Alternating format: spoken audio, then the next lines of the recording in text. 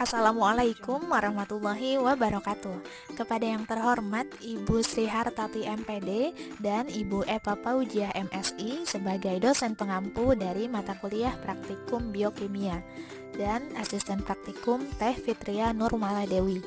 Pada kesempatan kali ini, perkenalkan kami dari kelompok 3 akan menyajikan sebuah video praktikum tentang uji kualitatif lipid. Adapun kelompok 3 beranggotakan Sepia Putri Mulyadi, kemudian Sylvia Adimiharta, Suci Aulia Wijaya, Tiara Ardianti, dan Wilda Khairin Najwa. Landasan teori. Kata lipid berasal dari bahasa Yunani lipos yang berarti lemak. Lipid adalah ester asam lemak dan gliserin. Biasanya zat tersebut tidak larut dalam air, tetapi larut dalam pelarut nonpolar atau pelarut lipid, seperti ether, kloroform, benzena karbon tetraklorida silena, alkohol panas, dan aseton panas. Lipid berfungsi sebagai bahan bakar metabolik untuk memberikan energi kepada sel-sel tubuh, komponen struktural membran sel, komponen pembentuk insulator untuk mengurangi penurunan panas tubuh, menghemat protein, memberi rasa kenyang dan kelezatan, meredam dampak benturan pada organ tubuh, komponen pembentuk hormon atau fungsi endokrin, dan vitamin A, D, E, K yang larut dalam lemak. Indeks refraksi atau indeks bias merupakan derajat penyimpangan cahaya yang dilewatkan pada suatu medium yang cerah. Indeks refraksi adalah parameter yang berkaitan dengan berat molekul, panjang rantai asam lemak, tingkat ketidakjenuhan, dan tingkat konjugasi. Pengukuran indeks refraksi lemak berguna untuk menguji kemurnian suatu lemak. Indeks refraksi meningkat dengan semakin panjangnya rantai karbon, derajat ketidakjenuhan, dan suhu yang semakin tinggi. Indeks refraksi berhubungan erat dengan bilangan iod lemak dan dapat digunakan untuk mengendalikan proses Tujuan praktikum, yaitu untuk mendeteksi keberadaan lipid pada bahan pangan. Alat, wadah, santar, cobek, ulekan. Pulpen, pipet, dan gelas. Bahan, kertas sampul, seledri, kacang tanah, pepaya. Susu, kemiri, wortel, singkong. Mentega, minyak, santan, dan air. Bismillahirrahmanirrahim. Di sini saya akan menggunakan 3 bahan. Yang pertama yaitu menggunakan santan, yang kedua itu menggunakan minyak kelapa, yang ketiga menggunakan air minum. Percobaan pertama kita menggunakan santan terlebih dahulu.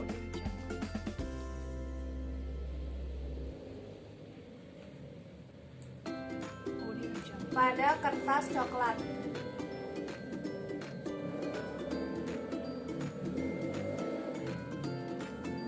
Percobaan kedua kita menggunakan minyak.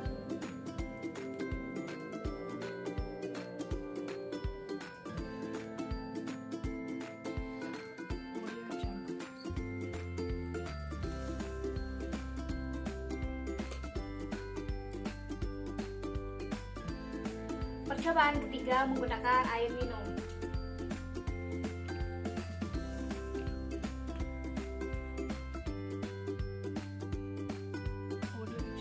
Pertama-tama, siapkan alat dan bahan. Di sini saya menggunakan pepaya dan susu, kemudian potong kertas coklat menjadi 5 x 5 cm dan beri nama sesuai dengan sampel. Kemudian, pada bahan yang padat, cukup dioleskan pada kertas coklat.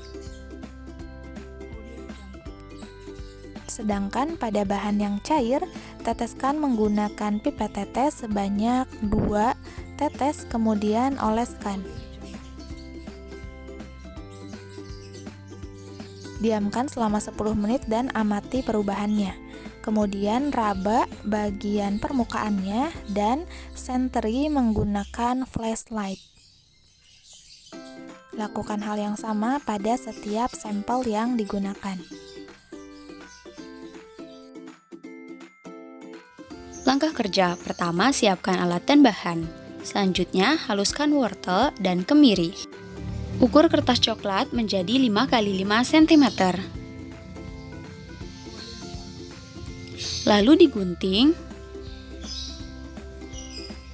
dan diberi nama sesuai sampel.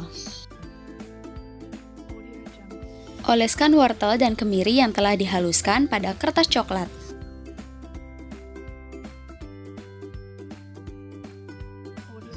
Diamkan selama 10 menit dan perhatikan perubahan warna yang terjadi pada kertas coklat.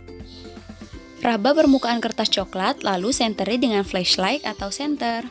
Dan terakhir, buatlah analisis mengapa bisa terjadi demikian. Siapkan alat dan bahan.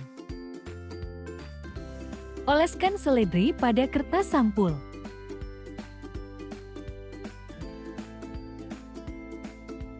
Oleskan kacang tanah ke kertas sampul.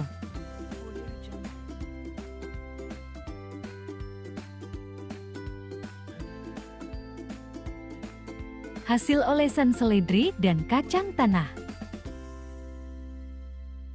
Diamkan selama 10 menit. Sinari kertas sampul dengan senter HP. Berikut hasil uji lipid pada seledri dan kacang tanah. Langkah pertama dalam praktikum uji kandungan lipid yaitu sampel yang terdiri atas singkong kering dioleskan di atas kertas buram, kemudian disusul dengan mengoleskan sampel berupa margarin di atas kertas buram yang berbeda. Setelah itu, diamkan selama 10 menit lamanya untuk mengetahui kandungan lipid pada masing-masing sampel.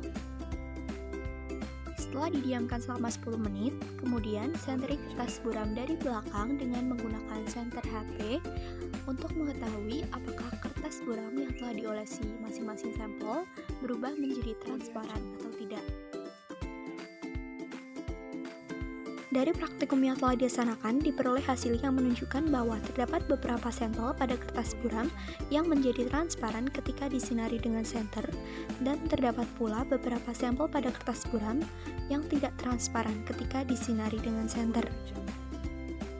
Adapun sampel pada kertas buram yang transparan ketika disinari dengan senter, yaitu seledri, kacang tanah, kemiri, margarin, minyak, dan santan. Sedangkan kertas buram yang telah diolesi sampel pepaya, susu, wortel, singkong kering, dan air minum tidak transparan ketika disinari dengan senter. Dari hasil ini dapat diketahui bahwa sampel yang mengandung lipid yaitu seledri, kacang tanah, kemiri, margarin, minyak, dan santan. Selanjutnya yaitu ada pembahasan. Berdasarkan hasil pengamatan, suatu lipid didefinisikan sebagai senyawa organik yang terdapat dalam alam serta tak larut tetapi dalam pelarut organik non-polar seperti polar hidrokarbon, seperti diethyl. Berdasarkan percobaan yang telah kami dilakukan, yaitu pada semua uji ini diteteskan diusap-usap pada kertas coklat yang didiamkan selama 10 menit. Lalu kertas dilihat menggunakan lampu senter beberapa sampel, menghasilkan transparansi pada kertas, adanya transpirasi pada kertas buram berhubungan dengan indeks bias pada sampel seledri, kacang tanah, kemiri, margarin, dan minyak santan memiliki kandungan lipid. Hal ini disebabkan bahan yang dimasukkan pada kertas buram itu mengandung lipid. Lalu pada sampel pepaya, susu, wortel, singkong kering, dan air minum tidak memiliki kandungan lipid. Hal ini karena tidak menyebabkan transparan pada kertas buram, maka tidak terdapat kandungan lemak sedikit. Nah, selanjutnya di sini ada kesimpulan.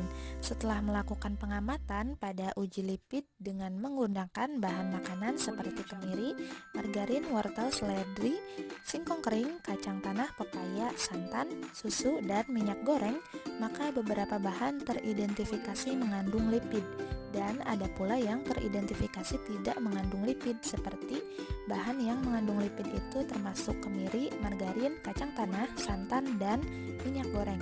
Sedangkan yang tidak mengandung lipid terdiri dari wortel, seledri, singkong, kemudian pepaya, dan susu. Sekian video kegiatan praktikum yang dapat kami sampaikan. Mohon maaf atas segala kekurangannya. Billahi taufiq wal hidayah. Wassalamualaikum warahmatullahi wabarakatuh.